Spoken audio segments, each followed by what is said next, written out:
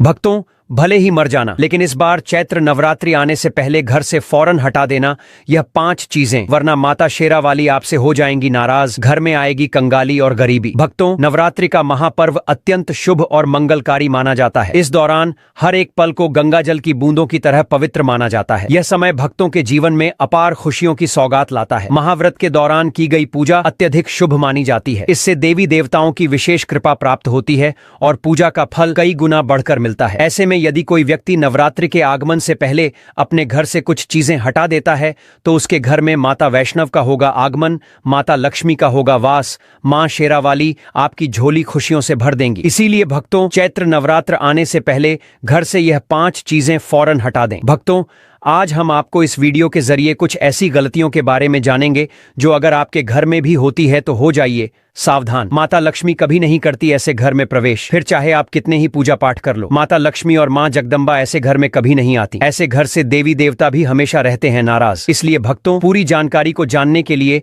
इस वीडियो को अंत तक जरूर देखें, आधा अधूरा ना देखें। कई लोग होते हैं जो वीडियो को पूरा ही देखें। भक्तों, हम आपको बता दें कि इस बार की चैत्र नवरात्रि पर माता दुर्गा हाथी पर सवार होकर आ रही हैं। मान्यता है कि अगर चैत्र नवरात्रि के दौरान माता दुर्गा घोड़े पर नहीं बल्कि हाथी पर सवार होकर आती हैं तो यह बहुत ही शुभ और कल्याणकारी माना जाता है। कहा जाता है कि इससे जीवन सुखमय हो जाता है, पूजा पाठ का भरपूर लाभ भक्तों को मिलता है और मन को सुकून मिलता है। माता वैष्णो देवी अपने भक्तों पर अपार कृपा बरसाती हैं। इस बार नवरात्रि पूरे 8 दिनों तक चलेगी, यानी न एक दिन कम न एक दिन ज्यादा। इन 8 दिनों तक माता रानी की विशेष पूजा अर्चना की जाएगी। खास तौर पर माता शेरावाली की भक्ति का विशेष महत्व रहेगा। चैत्र नवरात्रि का पहला व्रत 30 मार्च रविवार को रखा जाएगा और अंतिम व्रत 6 अप्रैल रविवार को होगा। इसी दिन कन्या पूजन भी किया जाएगा और नवरात्रि का समापन होगा। इस बार नवरात्रि के 8 दिनों में 31 मार्च को 2 व्रत एक साथ पड़ रहे हैं, यानी कि मां ब्रह्मचारिणी और मां चंद्रघंटा की पूजा एक ही दिन होगी। ऐसे में यह नवरात्रि 8 दिन की होगी।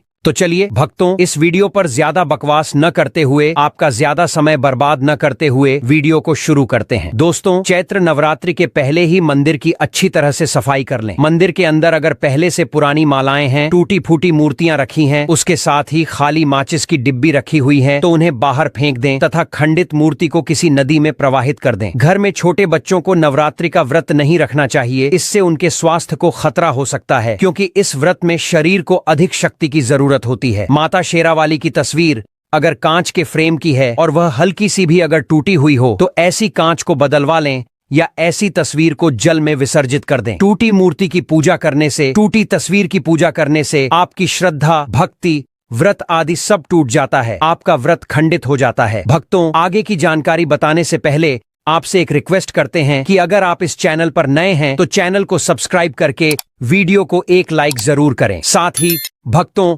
सच्ची श्रद्धा से कमेंट बॉक्स में लिखें जय मां लक्ष्मी। मां लक्ष्मी के लिए एक लाइक तो बनता है। दोस्तों, चैत्र नवरात्रि के 9 दिन बहुत ही पवित्र होते हैं। नवरात्रि के 9 दिनों में अपने घर को साफ सुथरा और पवित्र रखना अति आवश्यक है। इसीलिए नवरात्रि के 9 दिनों में ब्रह्मचर्य का पालन किया जाता है। इसलिए नवरात्रि में स्त्री और पुरुष को शारीरिक संबंध बनाने से बचना चाहिए और तामसिक भोजन ग्रहण नहीं करना चाहिए। नवरात्रि के 9 दिनों में माता रानी के भक्तों को प्याज, लहसुन, मांस, मदिरा और अंडे से दूर रहना चाहिए। अधिकतर भक्त नियम का पालन भी करते हैं, लेकिन वह एक गलती जरूर कर बैठते हैं कि वह नवरात्र के 9 दिनों में अपने घर कुछ अपवित्र चीजों को रख लेते हैं। ऐसा भूल कर भी नहीं करना चाहिए। शास्त्रों के अनुसार नवरात्रि के 9 दिनों तक माता रानी अपने भक्तों के घर में वास करती है। अगर आप भी चाहते हैं कि माता रानी आपके घर में वास करें तो आप अपने घर के वातावरण को पवित्र रखें और नवरात्रि शुरू होने से पहले ही अपने घर से प्याज, लहसुन, मीट, मांस और मदिरा को बाहर निकाल दें। अपने घर को साफ रखें। इन वस्तुओं को घर से बाहर निकालने के बाद अपने घर में गंगा जल का छिड़काव अवश्य करें। भगवत गीता में भगवान कृष्ण कहते हैं, बगैर गंगा जल छिड़काव के कोई भी मंगल कार्य सफल नहीं माना जाता। गंगा जल का छिड़काव स्वयं भगवत गीता में श्री कृष्ण ने बताया था। अगर आपके घर में गंगा जल ना हो तो मार्केट से ला सकते हैं और गंगा जल लाकर अपने घर में छिड़काव करें। इससे आपके घर का वातावरण पवित्र हो जाएगा, घर में मौजूद नकारात्मक ऊर्जा भी नष्ट हो जाएगी और जिस घर में वातावरण पवित्र होता है और नकारात्मक नकारात्मक ऊर्जा नहीं होती, वह माता रानी का वास सदैव होता है। नवरात्रि के पहले आप अपने पूरे घर की अच्छी तरह से सफाई कर लें। घर में जो भी फालतू सामान है, फटे पुराने कपड़े, उन्हें बाहर निकाल दें। घर में बेकार पड़ा सामान नकारात्मक ऊर्जा लाता है, इसीलिए गंदगी बिल्कुल भी न करें। नवरात्रि के दिनों में धूप दीप जलाकर वातावरण को स्वच्छ रखें।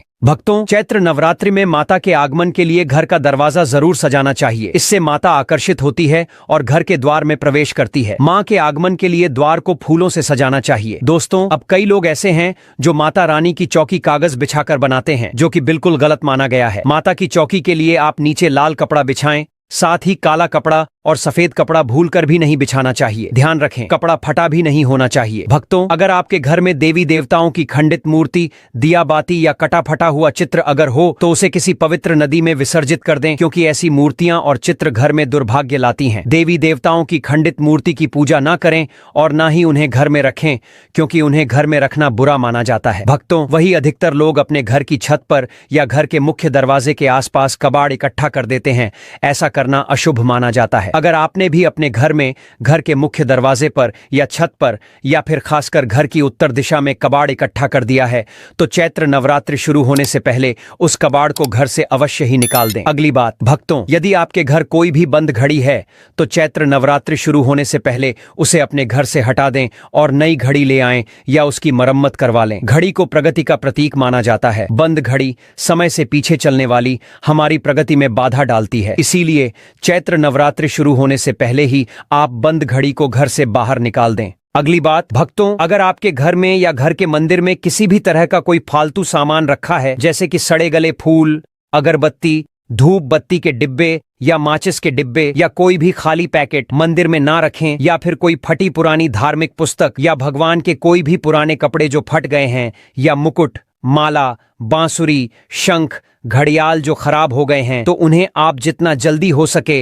अपने मंदिर से हटा दें। और चैत्र नवरात्रि से पहले आप अपने मंदिर की और मंदिर के आसपास की अच्छे से सफाई अवश्य ही करें, तभी माता रानी की चौकी स्थापित करें। इसके साथ ही आप अपने धन रखने के स्थान की सफाई भी अवश्य करें, क्योंकि चैत्र नवरात्रि के दौरान मां लक्ष्मी भी गृह प्रवेश करती हैं। धन रखने के स्थान पर किसी भी तरह का कोई भी फालतू सामान, टूटा हुआ सामान ना रखें। धन रखने के स्थान को मंदिर की तरह ही साफ रखें। चैत्र नवरात्रि के दौरान माता रानी की पूजा में कौड़ियों को शामिल करें। माता रानी के साथ साथ रोजाना कौड़ी का भी पूजन करें। इसके बाद कौड़ी को धन रखने के स्थान पर रख दें। ऐसा करने से बरकत हमेशा होती है। अगर आपके पास पुराने जूते चप्पल इकट्ठे हो गए हैं तो चैत्र नवरात्रि से पहले उन्हें घर से बाहर निकाल दें। पुराने जूते चप्पल घर में रखना अशुभ होता है। इसी कारण ही घर में नकारात्मक ऊर्जा आती है और घर में अशांति और कलह का माहौल रहता है। इसलिए चैत्र नवरात्रि आने से पहले घर से निकालना ना भूलें। जिस घर में स्त्रियों का अपमान होता है उस घर में माता रानी कभी वास नहीं करती। साथ ही साथ टूटे फूटे बर्तन अगर घर में पड़े हैं या टूटा हुआ आईना भी अगर घर में हो तो उसे भी निकाल दें। घर में टूटे फूटे ईंट पत्थर भी नहीं रखना चाहिए, इससे माता लक्ष्मी नाराज हो जाती हैं। भक्तों, अब हम जानते हैं नवरात्रों के दौरान हमें क्या नहीं खाना चाहिए और क्या नहीं पीना चाहिए, और कौन सा फल खाने से व्रत संपूर्ण और सफल हो जाता है। इन सब बातों को जानने से पहले हमारे चैनल टोटल वास्तु ज्ञान को सब्सक्राइब करें, वीडियो को लाइक करें और कमेंट बॉक्स में माता रानी का जयकारा जरूर लगाएं, जिससे कि माता रानी की कृपा आप पर बनी रहे। भक्तों, तो आइए शुरू करते हैं। दोस्तों, नवरात्रि के दिन फल जरूर खाना चाहिए। शास्त्रों में बताया जाता है कि भगवान के भोग में सेब आदि जरूर अर्पित किया जाता है। अगर आपका व्रत है तो आपको केला, सेब, संतरा, तरबूज और मीठे अंगूर जरूर खाना चाहिए। इन फलों से व्रतधारी को शक्ति मिलती है और व्रत संपूर्ण हो जाता है। शास्त्रों में बताया जाता है कि नवरात्रों के दिनों में सीताफल जरूर खाना चाहिए। सीताफल खाने से 5 से 10 ऐसी बीमारियां हैं जो खत्म हो जाती हैं। माना जाता है कि नवरात्रों के दिनों में सीताफल का घर में प्रवेश होना बड़ा ही शुभ माना गया है। सीताफल खाने से नवरात्रि का व्रत सफल हो जाता है, क्योंकि इसमें माता सीता और राम भगवान का आशीर्वाद मिला हुआ होता है। कहा जाता है कि जो नवरात्रि के दौरान सीताफल खाता उसे दुखों का सामना नहीं करना पड़ता। सीताफल आपको जरूर खाना चाहिए। भक्तों, नवरात्रि के 9 दिन दुर्गा माता को समर्पित होते हैं। नवरात्रि के 9 दिन माता रानी के 9 अलग अलग स्वरूपों का पूजन किया जाता है। नवरात्र के 9 दिनों में माता रानी को अलग अलग स्वरूप के हिसाब से अलग अलग प्रकार के भोग अर्पित किए जाते हैं। लेकिन क्या आप जानते हैं, कुछ ऐसी वस्तुएं हैं जिन्हें नवरात्रि के दौरान भूलकर भी माता रानी को अर्पित नहीं करना चाहिए। अगर इन वस्तुओं को आप गलती से भी माता रानी को अर्पित कर देते हैं तो आपको व्रत और पूजन का पूर्ण लाभ नहीं होगा। इसीलिए माता रानी की कृपा प्राप्त करने के लिए आपको यह जानना अति आवश्यक है कि वह कौन सी ऐसी वस्तु है जो माता रानी के पूजन में भूलकर भी इस्तेमाल नहीं करना चाहिए। तो आइए भक्तों, वीडियो को प्यारा सा एक लाइक करते हुए और कमेंट बॉक्स में मां का जयकारा लगाते हुए वीडियो को शुरू करते हैं। भक्तों, सबसे पहली बात, चैत्र नवरात्रि के दौरान शादीशुदा महिलाओं को या किसी भी महिला को एकदम सफेद रंग के कपड़े पहनकर पूजा पाठ नहीं करना चाहिए। साथ ही साथ एकदम काले रंग के कपड़े भी नहीं पहनना चाहिए। इससे पूजा, व्रत आदि खंडित हो जाती है, क्योंकि रंग को शोक का प्रतीक माना गया है। भक्तों, माता की चौकी जब आप लगाएं तो उसके नीचे कागज नहीं लगाना चाहिए। माता की चौकी हमेशा लाल कपड़ा बिछाकर ही बनाना चाहिए। हमेशा याद रहे, नवरात्रों के इन 9 दिनों तक व्रतधारी को अपना आसन चौकी के आगे ही लगाना चाहिए। और यदि आपने नवरात्रि में माता की चौकी स्थापित की है और जवारे बोए हैं तो उसे नवरात्रों के दौरान अकेला नहीं छोड़ा चाहिए। ऐसा करना बहुत ही अशुभ माना जाता है। इससे दुर्गा माता नाराज हो जाती है और हमेशा के लिए चली जाती है। भक्तों, दूसरी बात, नारियल हिंदू धर्म में नारियल को समृद्धि, धन, श्रद्धा और सम्मान का सूचक माना जाता है। नारियल को श्रीफल भी कहा जाता है। नारियल को सुख समृद्धि में वृद्धि करने वाला माना जाता है। नारियल का हर मांगलिक कार्य में विशेष महत्व होता है। जैसे कि आप सभी जानते हैं कि माता रानी के कई मंदिरों में नारियल या गरी के गोले से बलि भी दी जाती है और माता रानी के पूजन में नारियल का इस्तेमाल हम सभी करते हैं। खासकर कलश की स्थापना नारियल रखकर ही की जाती है। माता रानी के पूजन में हम नारियल इस्तेमाल करते समय कुछ गलतियां कर बैठते हैं। देखिए भक्तों, नारियल कई प्रकार के होते हैं। एक हरा, दूसरा सूखा, तीसरा जिसके अंदर पानी होता है। जिस नारियल के अंदर पानी होता है, माता रानी के पूजन में सदैव पानी वाला और जटा वाला नारियल ही इस्तेमाल करें। इस बात का ध्यान रखें कि नारियल पूर्ण होना चाहिए। नारियल चटका हुआ या टूटा हुआ नहीं होना चाहिए, क्योंकि साबुत नारियल ही पूर्ण और पवित्रता का प्रतीक होता है। साबुत नारियल ही सुख समृद्धि का प्रतीक होता है। साबुत नारियल को ही श्रीफल यानी कि मां लक्ष्मी फल कहा जाता है। नवरात्रि में माता रानी के कलश की स्थापना करते समय जटा वाला यानी पानी वाला नारियल ही कलश पर स्थापित करना चाहिए। साथ ही यह ध्यान रखना चाहिए कि नारियल को सदैव कलश के ऊपर लेटाकर रखना चाहिए। घट स्थापना करते समय कभी भी नारियल को खड़ा करके नहीं रखा जाता। नारियल को सदैव लेटाकर कलश के ऊपर रखा जाता है। साथ ही नारियल को स्थापित करने से पहले आप नारियल को लाल कपड़े में लपेटकर उस पर लाल चुनरी ओढ़ाकर आप नारियल को कलश के ऊपर स्थापित करें। यह भी ध्यान रहे कि महिलाएं माता रानी को नारियल अर्पित कर सकती हैं, लेकिन कभी भी माता रानी के सामने नारियल को भूलकर भी नहीं तोड़ना चाहिए, क्योंकि महिलाएं संतान को जन्म देती हैं। ऐसा माना जाता है कि वे एक बीज के रूप में ही संतान को पैदा करती हैं। इसीलिए महिलाओं को कभी भी नारियल को नहीं तोड़ना चाहिए। माना जाता है कि यदि कोई महिला नारियल फोड़ती है तो ऐसा करने पर उनके गर्भाशय या संतान के जीवन में अनेक समस्याएं आ सकती हैं। भक्तों, अब अगली बात, चैत्र नवरात्रि में माता रानी का व्रत और पूजन किया जाता है, लेकिन नवरात्रि के दौरान सबसे ज्यादा महत्व होता है कन्या पूजन का। दोस्तों, माना जाता है कि व्रत और उपासना से माता रानी इतना पसंद नहीं होती है जितना कि कन्या पूजन से होती है। नवरात्रि में छोटी छोटी कन्याओं को माता रानी का स्वरूप माना जाता है। कन्याओं को भोग लगाया जाता है, उन्हें प्रसन्न किया जाता है और बदले में आशीर्वाद मांगा जाता है। कन्याओं को प्रसन्न करने के लिए गिफ्ट आदि उपहार वगैरह दिए जाते हैं। माना जाता है कि अगर कन्याओं को कोई भेंट दी जाए और उसे खुशी खुशी स्वीकार कर ले तो इसका मतलब है माता रानी अर्थात माता वैष्णव ने भेंट स्वीकार कर ली है। जिन लोगों पर कन्याएं प्रसन्न होती हैं तो समझो उन्हें माता रानी का आशीर्वाद मिल गया और माता रानी की कृपा से उन्हें मुंह मांगा वरदान प्राप्त होता है। नवरात्रि में 2 साल से लेकर 12 साल तक की कन्या का पूजन होना चाहिए। अष्टमी अथवा नवमी को कन्याओं के पैर धोकर भोजन कराना, उपहार आदि देना श्रेष्ठ माना जाता है। आपके घर में संपन्नता बनी रहे तथा धन की कोई भी कमी ना हो, कन्याओं को कोई सुंदर गिफ्ट दे सकते हैं। शास्त्रों में बताया जाता है कि कन्या जितना खुश होती है, माता रानी उतना ही जल्द फल की प्राप्ति प्रदान करती है। ऐसे में आप कन्याओं को चॉकलेट बॉक्स दे सकते हैं तथा खूबसूरत कपड़े दे सकते हैं। याद रहे, काले कपड़े ना दे और स्टील के बर्तन भी गिफ्ट के तौर पर दे सकते हैं। याद रहे कि कन्याओं को लोहे का कोई भी सामान नहीं देना चाहिए। भक्तों, जब कन्या अपने घर के लिए प्रस्थान करें तो उनके चरण जरूर छू लें और अपने मन में अपनी प्रार्थना को पूरा करें। सच्चे दिल से मांगी मुराद माता रानी अवश्य पूरी करती है। दोस्तों, आपको बता दें दें कि शास्त्रों के अनुसार अगर हम चैत्र नवरात्रि पर कुछ विशेष कार्य कर लेते हैं तो इससे माँ बहुत ही शीघ्र प्रसन्न हो जाती है और फिर हमारी जो भी पूजा होती है, प्रार्थना होती है, माँ उसे बहुत शीघ्र स्वीकार करती हैं और हमारे जीवन में आने वाली समस्त बाधाओं को दूर करती है, समस्त कामनाओं को पूर्ण करती है। तो आज की वीडियो में हम आपको बताने वाले हैं कि नवरात्रि पर हम क्या करें और क्या ना करें, जिससे कि दोस्तों माता रानी की कृपा हमें बहुत शीघ्र मिल जाए और हमारे जीवन में सुख, समृद्धि, धन, वैभव की प्राप्ति हो, संतान की प्राप्ति हो, या फिर अगर किसी भी विशेष कामना से अपनी माँ की पूजा आराधना कर रहे हैं, कोई भी आपकी ऐसी कामना है जो चाहते हैं कि माँ शीघ्र ही पूर्ण कर दे, तो नवरात्रि के दिन माँ को शीघ्र प्रसन्न करने के लिए आपको इन 3 से 4 बातों का ध्यान जरूर रखना चाहिए। तो दोस्तों आपसे निवेदन है कि वीडियो को पूरा जरूर देख लीजिए और अगर आपको यह वीडियो अच्छी लगे तो लाइक और सब्सक्राइब भी कीजिए। अब दोस्तों बात करें कि चैत्र नवरात्रि पर हमें पहला कार्य करना चाहिए कि घर की छत पर आज हमें झंडा जरूर लगाना चाहिए। झंडा मतलब ध्वजा, लाल रंग का त्रिकोण झंडा होता है और उसके ऊपर बना हुआ हो जय माता दी लिखा हुआ हो। यह मार्केट में बहुत आसानी से मिल जाते हैं, नहीं तो आप घर पर भी स्वयं से बना सकते हैं। तो एक झंडा त्रिकोण आप लेकर माँ को पहले दिन उनके चरणों में अर्पित कीजिए। जब पूजा कर रहे हैं सुबह तो उसके बाद पूजा के बाद वह झंडा अपने घर की छत पर लगा दीजिए। इस झंडे को घर के ईशान कोण में यानी कि उत्तर पूर्व के कोने पर, अगर वहां पर जगह ना हो तो आप उत्तर दिशा में इस झंडे को लगा सकते हैं। इसके साथ आप ध्यान रखें कि आप वहां पर एक दीपक जरूर प्रज्वलित करें, क्योंकि दोस्तों चैत्र नवरात्रि माता रानी का एक पावन पर्व है और झंडा लगाने से यश की वृद्धि होती है। देखिए दोस्तों, जब हम झंडा अपने घर पर लगाते हैं जो कि हमेशा लहराता रहता है, तो यह इस बात का सूचक है झंडा कि आपको जीवन में सफलता की प्राप्ति होगी, यश की प्राप्ति होगी, मान प्रतिष्ठा की प्राप्ति होगी, समस्त प्रकार के सुखों की प्राप्ति होगी।